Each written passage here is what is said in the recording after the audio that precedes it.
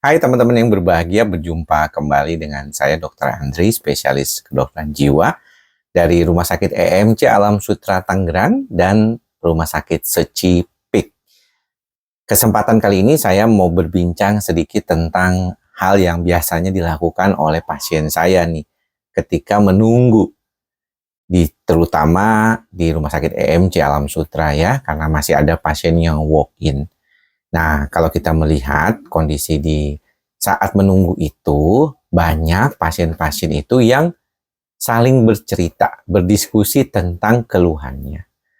Ada yang cerita, misalnya pasien kan suka bilang ya, ketika bertemu dengan saya, ada yang bertanya gitu, "Dok, tadi saya ketemu pasien dokter, ternyata dia sudah 5 tahun ya dok, berobat ke dokter gitu."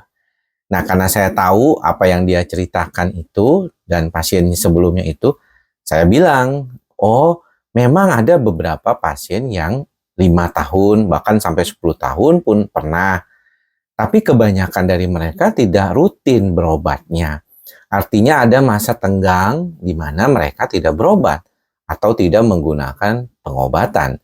Contoh yang paling mudah itu waktu COVID ya, tahun 2020, banyak pasien yang datang kembali setelah 3 sampai 5 tahun tidak pernah berobat. Dan saat COVID itu datang kembali karena kondisinya.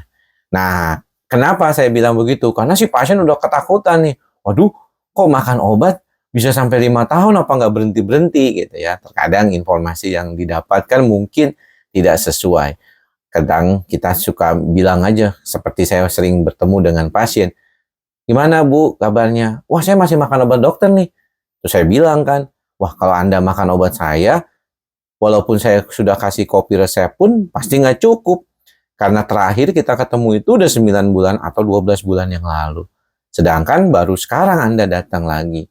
"Oh iya, ya tentunya kan tidak makan obatnya terus dok, hanya kalau perlu saja." "Oh berarti kondisinya belum dalam kondisi memang baik sekali, tetapi kadang-kadang saja minum obatnya, tidak terus-terusan seperti awal pertama berobat."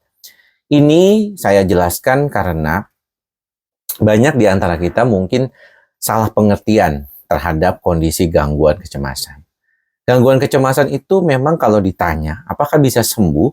Tidak, karena gangguan kecemasan itu adalah suatu kondisi gangguan, bukan penyakit akibat bakteri atau virus. Jadi tidak akan sembuh dalam tanda kutip seperti kita menyembuhkan pasien yang mengalami penyakit infeksi. Tetapi bisa dikendalikan. Kalau kita pikir-pikir, sebenarnya mirip sama pasien yang mengalami gejala-gejala asma, epilepsi, ya, alergi, di mana sebenarnya mereka itu bisa terkontrol. Contohnya epilepsi, ya, atau AYAN. Itu bisa terkontrol dengan pengobatan, ya, pada 2 tahun pertama, bahkan bisa lepas obat. Kalau saat makan obat bebas kejang. Sedangkan kalau alergi, ada beberapa orang minum obat alergi dengan waktu yang panjang, tetapi ada juga yang tidak perlu, ya. Mereka dengan menghindari pemicunya, menghindari alergennya, itu bisa tidak kambuh. Dasar ini sebenarnya sama dengan gangguan cemas.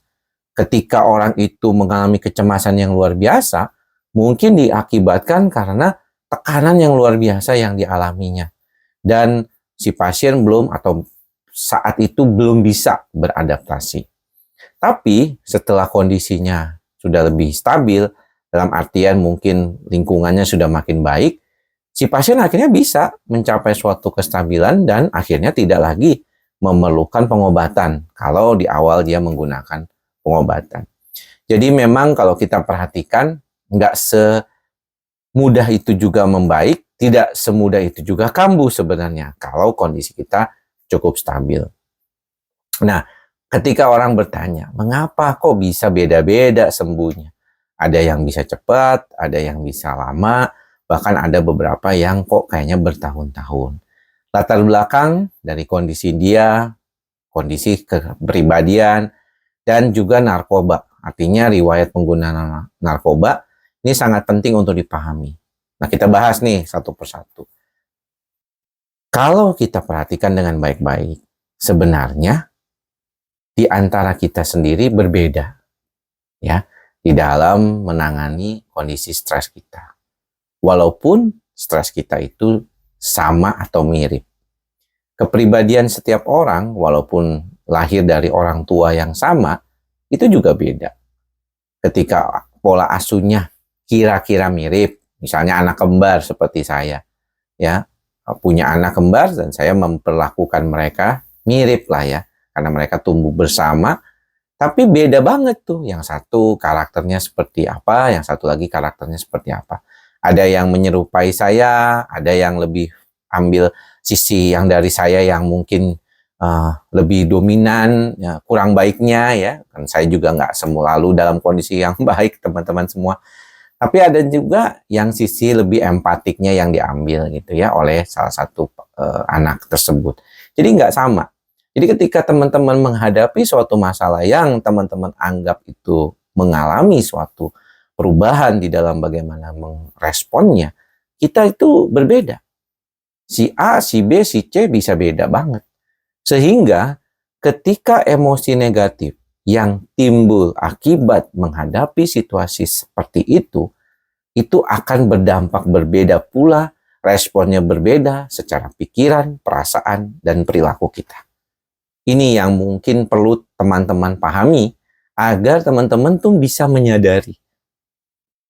Ya, nggak heran kan kita selalu bilang mantra kita itu salah satunya adalah sadar. Sadar diri, sadar dengan kemampuan diri, sadar dengan kepribadian.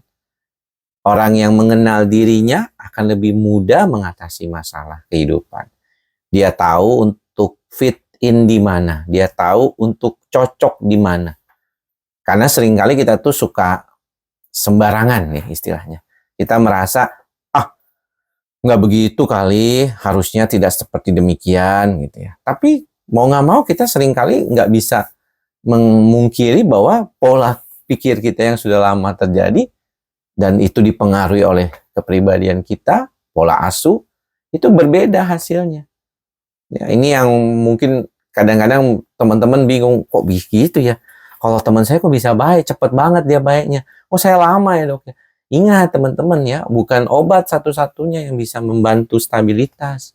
Tapi cara-cara yang sudah dipelajari oleh teman-teman sendiri. Makanya ya, kalau saya lihat, usia itu sangat berpengaruh.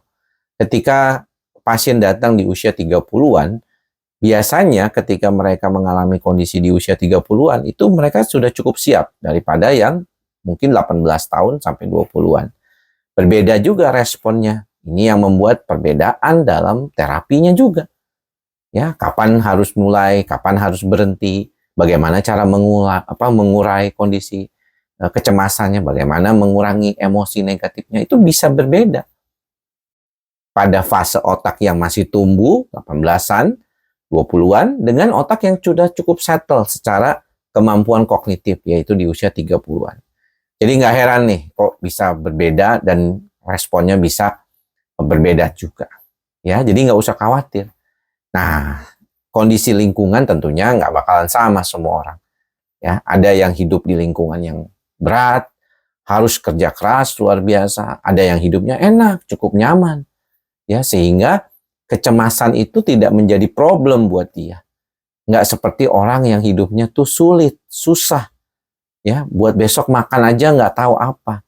Tentunya kecemasan itu sudah terus-terusan datang di dalam kehidupan dia. Makanya nggak heran kalau orang yang punya utang banyak, utang pinjol, dan dia cukup tegang ya, maka dia terus-terusan akan berdampak kepada kehidupan dia. Yang satu lagi kita pernah bahas, yaitu narkoba. Yaitu orang yang pernah menggunakan jenis-jenis narkoba biasanya akan lebih sulit. Kenapa? Ya otaknya dibikin gak seimbang sendiri, ya wajar dia jadinya mengalami perubahan.